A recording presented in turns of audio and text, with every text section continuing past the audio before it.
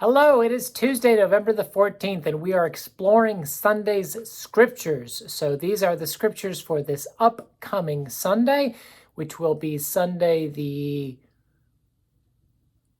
19th, November the 19th. Oh my gosh, I can't believe that. And this is the final one in our series associated with this resource. Yours are the hands of Christ, loosely connected in with the chapters with that book. And this really is the final chapter, so joining hands. So the book has really looked at the hands of Jesus and how our hands are an extension of those hands of Jesus. And the final chapter really is about how our hands, when they join together, join with Jesus in creating a new reality, a reign of Christ across the world. So there are three scriptures that I have associated with this week, and so two Gospels and an epistle reading. The first of them comes from Ephesians chapter 4, verses 1 through 6, and this is all from the New Revised Standard.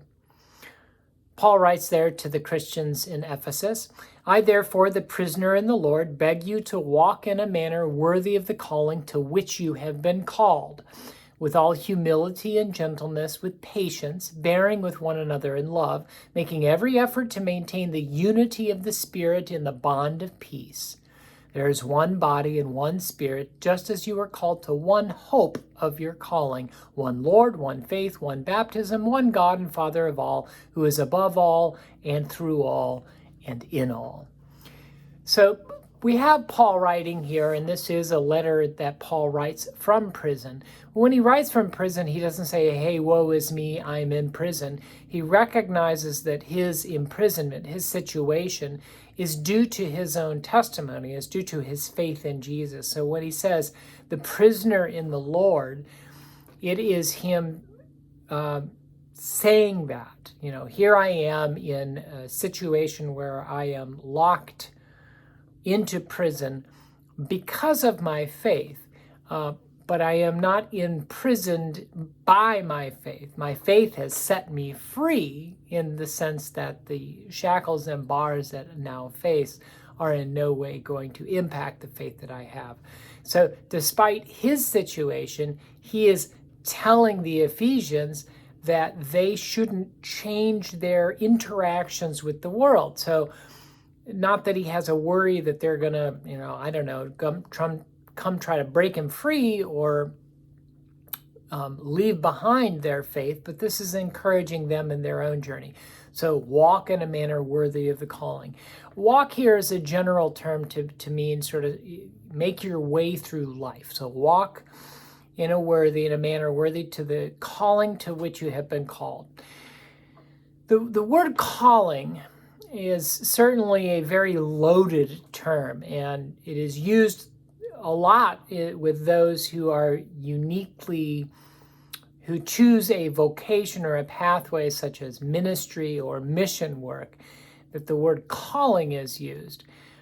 Paul universalizes this, and this was something that Martin Luther picked up on, that there is a priesthood of all believers. In other words, all of us who maintain a faith in Christ are called to a certain life. It is not just those set apart, but rather we are all ministers or priests of Christ.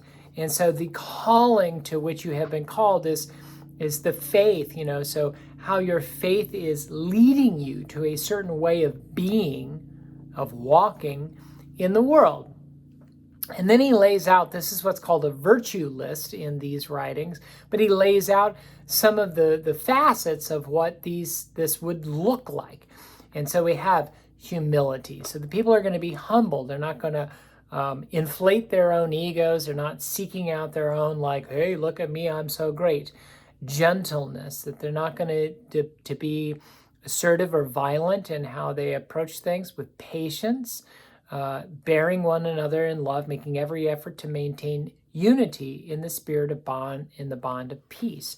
Which this, I think, is a very important facet associated with our focus for this week of the joining of hands. So I think Paul is aware enough to know that even in communities where there is a deep connection and there is a faith that is shared, that it's not necessarily going to mean that opinions and outlooks are all going to be the same, or even a sense as to what should be priorities. And so putting there that there should be a unity is celebrating that this also is something that's going to set apart the people of God from other people, that despite differences, there is a capability of being together as one. And then we have that oneness kind of reinforced by Paul, really pushed in there. One body, which is the church universal, one body of Christ, one spirit. You are called to one hope of your calling, one Lord, one faith, one baptism, one God.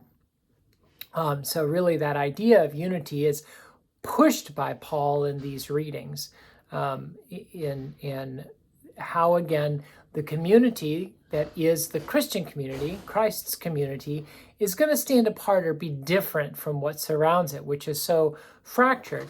Now, we can look at how things are today and say, this feels very similar. Everything is very partisan. Everything is set into my way, as long as it's not your way or my way or the highway kind of realities.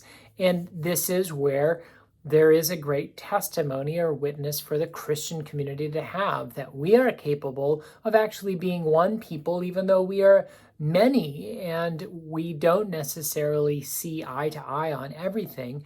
Where we do see eye to eye is in our faith and in our journey of that faith, our walking, again, as Paul says, in a manner worthy of the calling to which we have been called.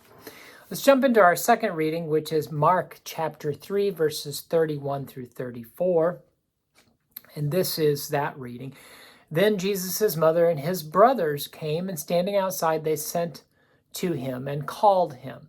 A crowd was sitting around him, and they said to him, "Your mother and your brothers are outside asking for you." And he replied, "Who are my mother and my brothers?" And looking at those who sat around him, he said, "Here are my mother and my brothers." There's a certain amount of difficulty that a lot of people have with this short passage, because it seems to be a denial of Jesus, of his birth family, and so somewhat a snubbing of them. That really isn't what is happening here. But again, similar to our Ephesians passage, this is trying to universalize the sense of family.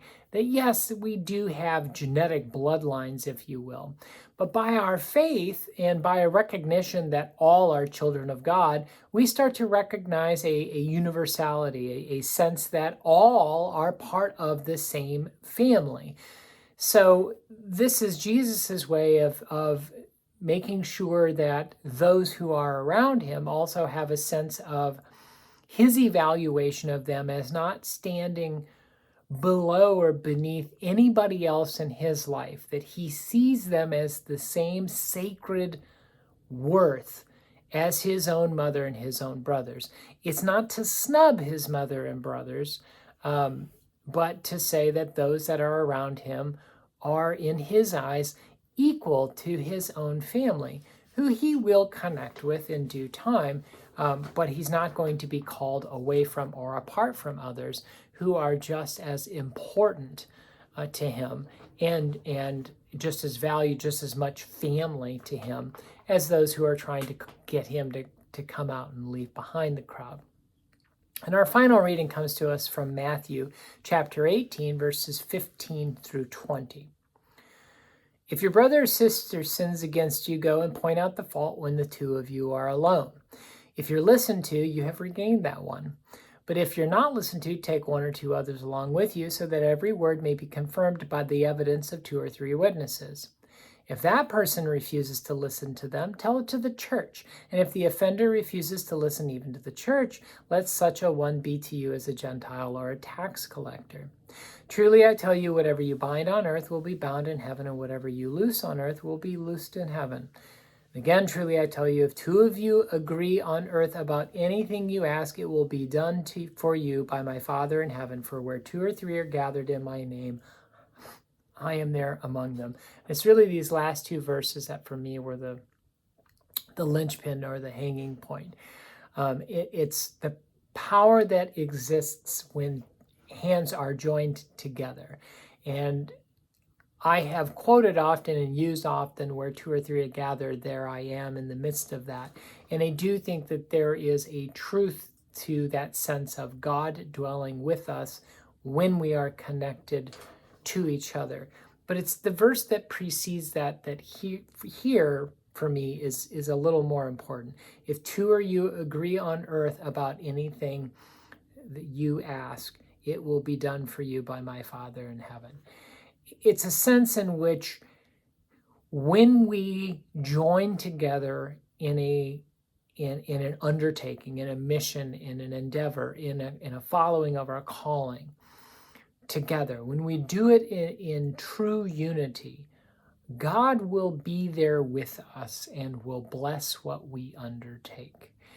And so we've been dreaming as a faith community, and that dreaming in some ways is trying to discern where the Spirit is calling us to be together and connected in what we undertake, so that as we undertake anything, it will really be blessed by God, because we all are feeling that sense that this is how, where, to whom we should be involved in ministry. So again, if two or three agree on earth. Now we have what precedes that too, and I don't want to downplay that, which is disagreements arise. There is here a way in which to resolve those disagreements. And the first way, and it's to get to a place in which two will be in agreement, and so we can carry forward where God is calling us to be, to try to resolve those differences directly. Then we have, if that's incapable of being resolved directly, bringing in one other person to help, that we all might hear each other in what we're saying and what's going on. And if that doesn't work, to bring it to the larger group. It says the church in this case.